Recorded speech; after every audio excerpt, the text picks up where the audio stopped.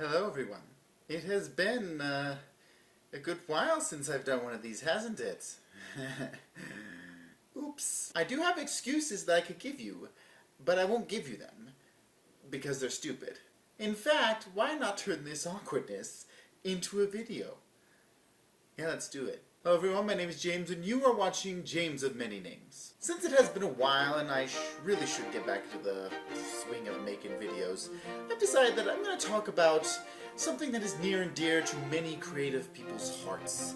And that is the excuses we come up with to put off our work. Now I know these can be applied to many people with many things, but I'm specifically targeting people who are into creative outlets such as writing, art, basically all different kinds, or just hand-making things. Whatever it is, whatever your creative process is, whatever you like to do, we're going to talk about the excuses that you and I come up with when we just don't want to do it, including making these videos.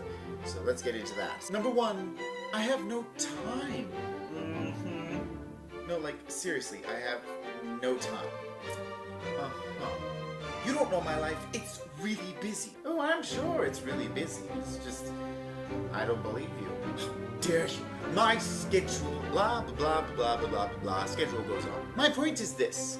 As much as we'd like to say, I just don't have time for it, what we actually mean is something like this. I don't budget my time very well. Because that's the truth of the matter. It's not that we don't have time to do our creative projects, it's that we don't budget our time very well. We don't plan a schedule. We don't say I'm going to work at this time on this project. We just kind of do things crazy and haphazard-like. And worse than that, it puts off our creative skills. So let's stop making that excuse, shall we? Because we all know that we have plenty of times. I know what you do every day because I do the same thing. There's your phone, there's other entertainments, there's friends, there's plenty of stuff to keep you distracted. Don't give me that. Just stop talking, please. Number two, I'm not feeling inspired. Listen to me. If you are going to write or do your art or whatever it is you're going to do when you're feeling inspired, you're going to get your project done, especially if it's something like a novel, in say about 30 years. And I'm being generous. If we wait to feel inspired, we are hardly ever going to work because inspiration doesn't strike us that much as we'd like to think it does. Because inspiration has to walk all the way to us, it has to knock on our door, and then it has to wait for us to not respond to it because we're too lazy to get up and open the door. So then it has to enter itself and let itself in order for it to come to us. That's how bad it is. Instead of waiting for inspiration to come to you, you have to go to it. You have to chase inspiration. Not feeling inspired? That's okay. Just get started on it anyway. You would be surprised at how much the biggest hurdle in this whole process is simply sitting yourself down or whatever it is and just starting on your project. That is literally the hardest part, and it's 75% of the time, once you get over that hurdle of starting, you'll find, boom, inspiration was actually totally ready to meet you at the door if you were just willing to get up and open the dang door. Now, it doesn't happen all the time. Sometimes you can work on it and the inspiration just still doesn't come, and then after about an hour you just kind of give up because it's not working. That's fine.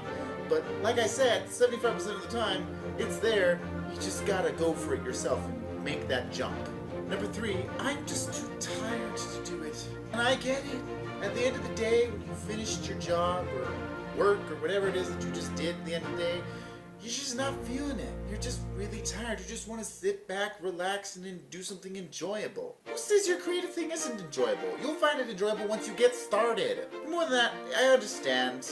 You're at your, 9 to 5 job, and you're just really tired and you don't want to spend time doing more work at home because creative stuff like this is work. But let me tell you this. How much do you love this creative passion? Because if you do, you will be willing to make that sacrifice of doing more work. And hey, it's much more enjoyable work, more likely than not. And if it is basically like a chore, then why the heck are you even doing this? And don't fall into that trap, because I know you're tired at the end of the day, and it's a sacrifice to be made when you have to do more work in this creative project. But don't do number 4, too much entertainment. I know you. You're just like me. You and I, we have things called smartphones. It's these things. These little guys right here. And we spend a lot of time on this. And, you know, someone just sent me a text.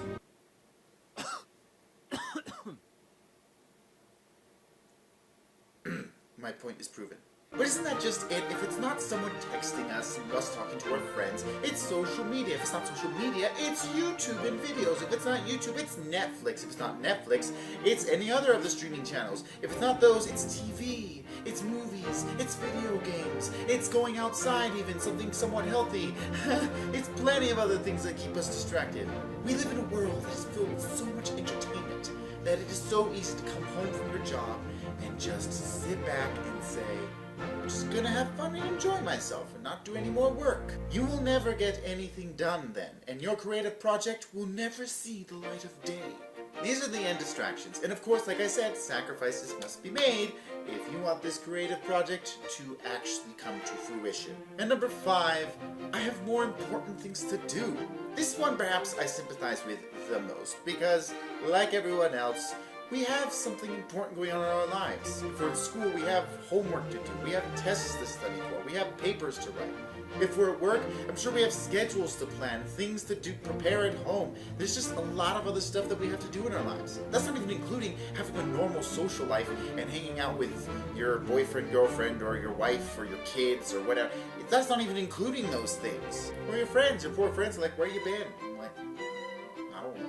It's because you haven't been budgeting your time. So I think the key thing here is compromise. Understanding that we do have important things that need to be done. We have stuff outside of work that has to be done as well, and we do live pretty hectic and busy lives in general. But that doesn't mean, again, we have no time. We just learn how to budget our time and compromise between the two. I'm going to work an hour on this important stuff, or I'm going to have dinner with the family and have conversation with them, and then I'm going to spend an hour or 2 hours on this creative project. That's how this is going to work. You just have to compromise. On this day I'm going to work on my creative project, the next day I'm going to work on this other stuff. Inevitably, if you learn to compromise and budget time, you will find that even though you do have important things to do in life outside of this creative project, you can still get both done. And that's it, the 5 excuses that we creatives come up with when we just don't want to do our work. I will shorten that title of the video. And with that, I'm sorry I've been gone for so long. Like I said, no excuses. My plate has been full, but I have had time to be able to do this. I just haven't put in the time. I will try to remedy that, do not worry, but stuff is happening, and there are a lot of topics that I've come up with, and hopefully some projects I can work on. Let's see how this turns out. And with that, credits. Thank you all so much for watching that video. I really hope you enjoyed it. If you did, click the like button and of course subscribe down below. Share this video with your friends, other creative friends, if they struggle with these same things. And tell me below in the comments which one you struggle with the most. Speaking of being a creative person, I am a self-published author. My book, Julie's Julia. Book 1, Power of the Julia, is available on Amazon. Go check out the link below if you would like to support me in my work and purchase the book and see if you enjoy it. You can even just read the summary on Amazon just to see if it's something you'd be interested in. And with that, thank you one last time for watching. Sorry it's been so long with the video, but hopefully that will change. And for what it's worth to you, may God bless you.